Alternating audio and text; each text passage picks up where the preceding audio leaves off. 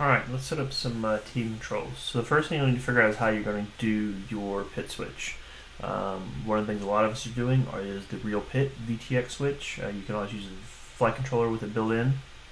But whichever one it is, you need to have that wired up first, and you go through the directions. So for this one, for example, you're going to find whatever UART you connected it to. You will then basically set that UART to none to clear that resource. In this example, it's A01. This is actually the Pyro F4. So if you're using Pyro F4 and you happen to hook it up to RX4 UART, then you can use these exact settings. But so you'll copy this A01 or wherever it is for the UART you've connected it to. Run this command to clear that UART. You're going to do these two settings, which will set the pin IO box and the aux2, and this basically just kind of wires up the user mode switch that you're going to do. And then you're going to do the resource pin IO. In this case it's A01, but it's going to be whatever you copied from the UART up above before you copied it. So you need to do those four commands and get your mode set up so you can turn your video on and off. The video defaults to off with these switches, so if you don't have this mode set up, your video will never turn on. Alright, so that's just a quick to that. I can help anybody if they need help with this particular thing. It's pretty easy to wire up. It just has 4 pads.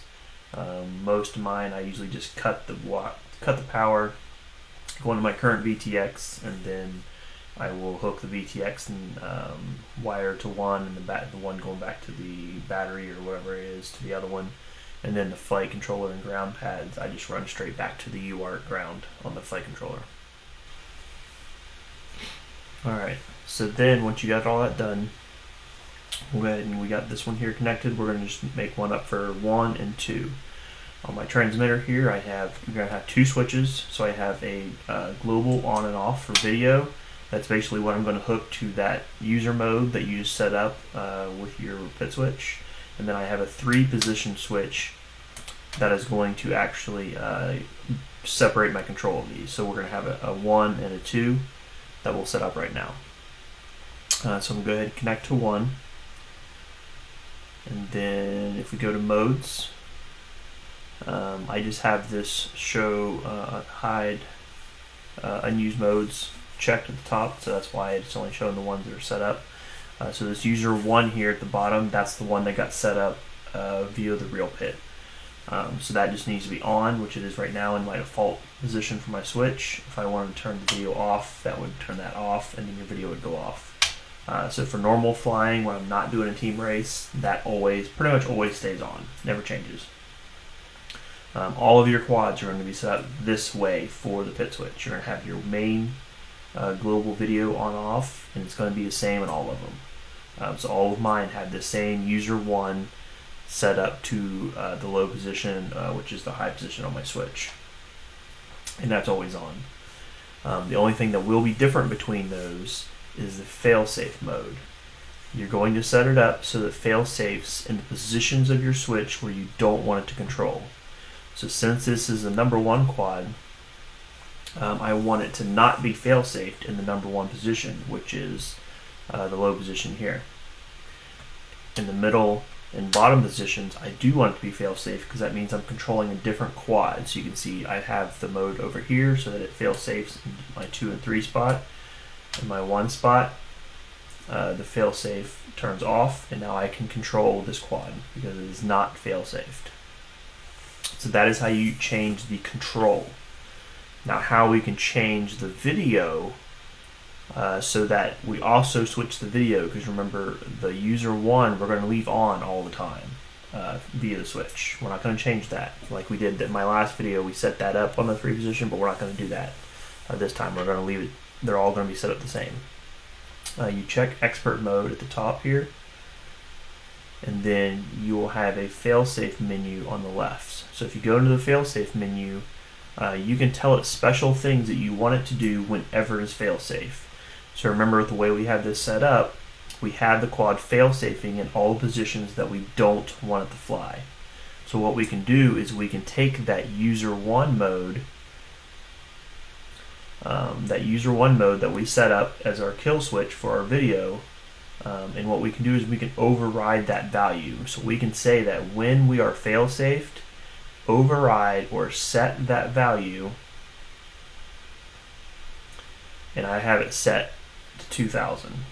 Basically, it just needs to be anything outside. So if we go to my modes, really just needs to be anything. It could be 1200 to 2100, just anything outside of the range that I have my user one set. Once it sets to that, then the video will basically turn off. Even though my switch is still here, the fail-safe controls have turned the video off because it's overridden this value. So if we see right now, this quad is the number one, so it is actively being controlled. The video is as expected in the on position at the bottom. If I switch to the number two, you'll see the fail-safe go to the middle, which means it's now fail-safe because we are not controlling. And you'll notice that the user one at the bottom has got overridden over to the 2000 value that I set. So this has effectively turned the video off on that quad using that one switch. But if I have, so say we're running our team race and somebody else is flying and we're all on the same channels, so I need to be able to control this quad, but I also need to have all of my video off because somebody else is flying right now. And that would be where you use the second master switch that's hooked up to your real pit or whatever you're using. Now I can flip that off so that I still have control with the failsafe. If I want to test arm or anything else, I can do that. It all works. But my video is now off. So when it's my turn to fly, the first thing I do is flip my main video on. And as long as I'm flying whatever one I have the failsafe switch set to, then I can just go ahead and take off and I'm ready to go. Alright, so to go over that again, we're going to set up the second quad to number 2. So let's go ahead and unplug this one. Plug in this one.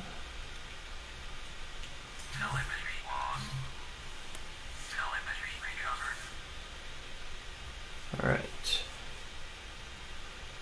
So if we go into here, I have not set up the failsafe on this one yet. But you can see I do have my user one, and it is set up at the top first switch. So the same thing. It's by default it's always going to be on. So my normal flying, my global video is always on, but I can always turn it off if I need to for some reason. So by default, when you just hook up your pit switch and you haven't set up your team controls, that's what you're going to have. You're going to have one switch that turns on and off your video, and generally you're going to leave it on for your normal flying, but you have to have that switch turned on, because the pit switch will default to being off. So unless there is a mode and a switch that tells it to turn on, you will not get any video. Alright, so we want this to be number 2. So what we need to do, uncheck this show hide unused, and we need to add a failsafe. One confusion I see people have this auto, and they're like, why would I have auto? How does it know what I need to do? Anything that is set to auto, if you just flip a switch, it will automatically pick that one. So if I go ahead and flip my 3-position switch that I'm using for my quads, it's aux forward, it automatically picks it up. And now you can see it's picking it up. Obviously this middle position doesn't do me any good because this basically means that I'm controlling it in the 1 position and the 3 position, and I don't want that. I want to be controlling it in the 2 position. So to do that, we're going to need 2 ranges. So I'm going to click add range again, and then I'm going to drag one of these over to this side and one of these over to this side, and that leaves my middle open. So now when I'm in the middle, it will not be fail-safe, and that's my number 2 position. But if I'm up in the 1 position, it is fail-safed, and down number 3 position, it is fail-safed. But if you notice, even when I'm doing this, the user 1 at the bottom is still staying on the whole time. So if I were only doing this, it wouldn't be usable because even though I'm switching my controls, I'm not turning the video off, so I'm going to have my videos all on at the same time. So now we need to go to our failsafe settings to override that. So we click on the failsafe on the left, and we're going to say we want to set our user 1 2000. Save and reboot.